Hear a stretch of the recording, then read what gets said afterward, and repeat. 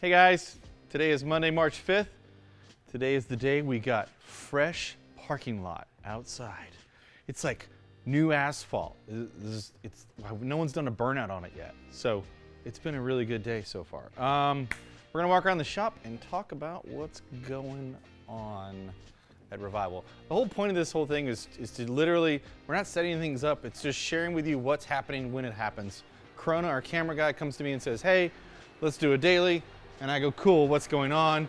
And then we walk around and we film it. None of this stuff's supposed to be staged like that. He's over there on the lathe. That's Ty. Tanium, don't look this way, you're good. He's obviously using a little stand-up. Hi, Andy. Hi. We came to talk to you about you doing your job. I'm doing it. Talk to us. What is this beautiful motorcycle? I'm gonna act like I've never seen it. This is a, shit, I can never remember which one's which. 1903 or 1904 Rex. British made, super early motorbike. Almost a bicycle. This is the predecessor to what we think of as a modern motorcycle.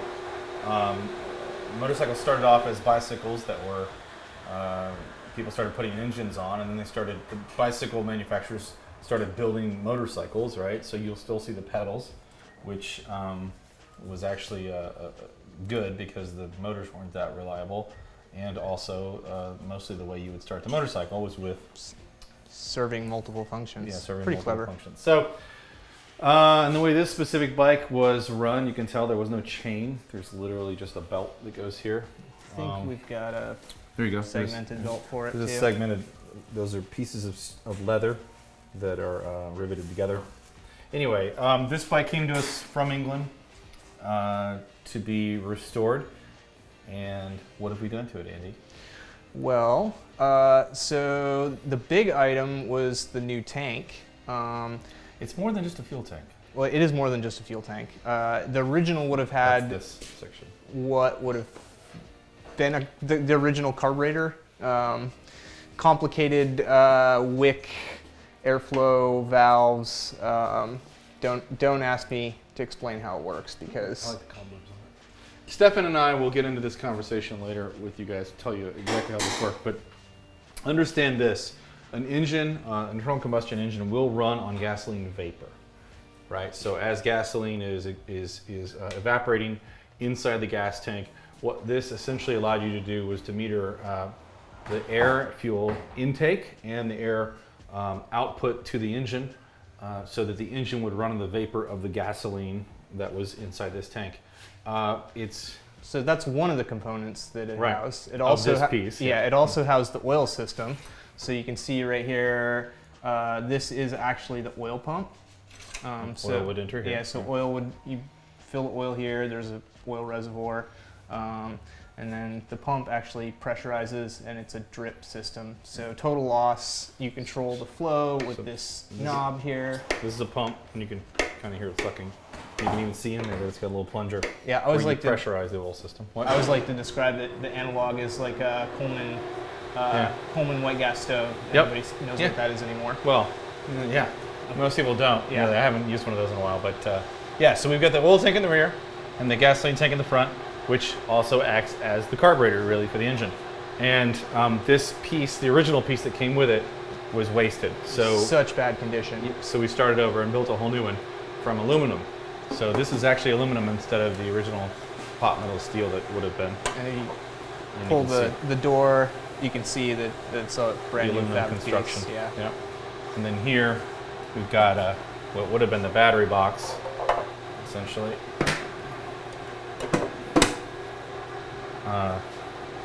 That's all pretty good now. It's been painted this strange color that didn't exist back then. It's like this pearlescent gray. I don't know if you can see it, but that's what the owner wanted, and that's what we're doing. You can see it had a friction brake on it. So, in other words, which is actually what I'm working on right now. Yeah, which was just if you look over here, Corona, I can show you. If you see here, this is the foot friction brake. So this pad, just like bikes as a kid, would rub on here. and slow the bike down. So the exact same pulley that the drive belt goes on is also the brake pulley to slow the bike down. Anyway, and what are you doing right now? You're working on the front linkage. Yeah, so we changed the wheel size on this, Yeah. and so we've had to make some modifications. One of the modifications is widening the width of the front fork, and so correspondingly we need to make a wider version of the brake pull.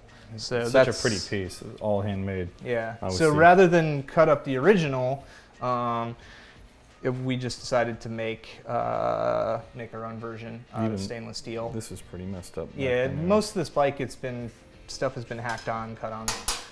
It's looking really pretty. Using modern techniques, modern tooling. It'll be stronger than what was there. Still won't work great, but it'll work. Yeah.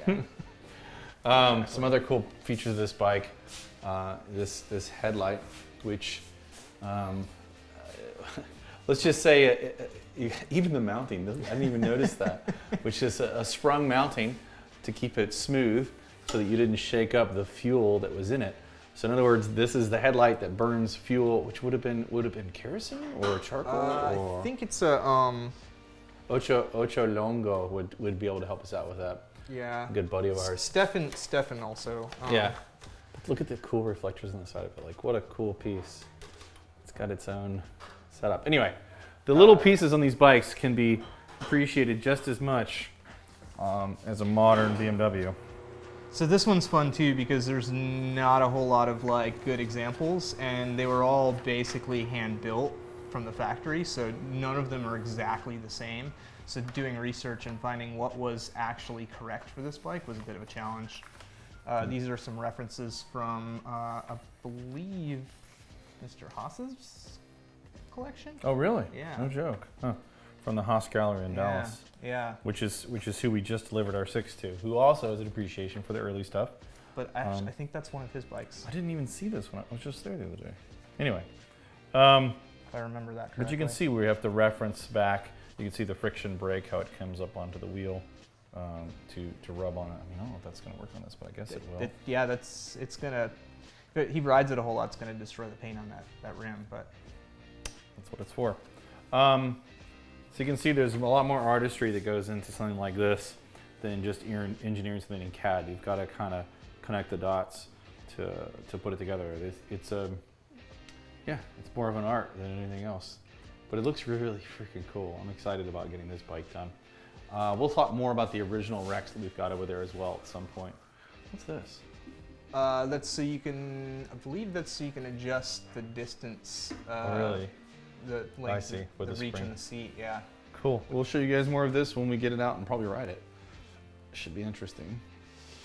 The motor's over. Is it underneath or is it on the bench? By interesting, you mean the most terrifying 12 miles an hour that you've ever done? Yeah. Actually, I should have shown you this. Yeah, This was the there we go. original tank that came on it. You can see this was all Bondo and body filler. It was completely just knackered. Completely screwed, not usable. See, But it made it a whole lot easier to build a new tank. also see the cavity where the carburetor Yeah. parts would have been. All of that is missing. So We started over. God, this is going to be interesting. We try to get it going. I just still love holding that and knowing that someone put that together over, 110 years ago. yeah, pretty Someone cool. built that. It's really neat. Anyway, okay. Thanks for sharing it with us. All right, bye bye. Get back to work. Bye-bye. Let's go talk to Doctor. Can't you tell me about your Ducati? Hi, Doc. What's up? Look at that.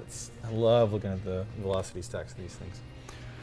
So this is a good friend of the shop's and happens to be a MotoGP world champion, Kevin Schwantz. This is his Ducati 916. And it had how many miles on it? I don't know. I haven't turned it on yet.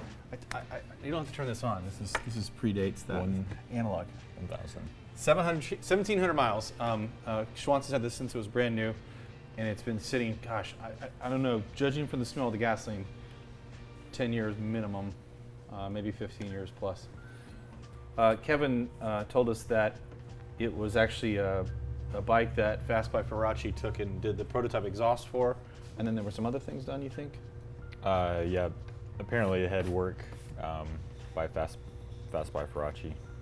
But the engine tuning, worked. yeah. The tuning. And anyway, he loved it and parked it. And then when he brought it to us, he asked us what it would cost to recommission it. And believe it or not, it cost quite a bit because you've got a really, really bad fuel system, probably completely clogged injectors, and quite a few things. Obviously, the tires. I mean, those tires are at least 10 years old as well. All this stuff has to be replaced. So Doc finally took it on today. And how's it gone? Pretty well. I went through the slave cylinder, master cylinder for the clutch, got that working again. Oh, wow. Those were completely clogged. Did you do rebuild kits on those, all the seals? No, I actually took it apart to see what we would need and got it working. Okay. Huge surprise. Yeah, I am too. Totally and then surprised. went through the brake system and did the same thing. All of them were clogged, not working, like actually clogged, like got it to shoot stuff out and then came back to life.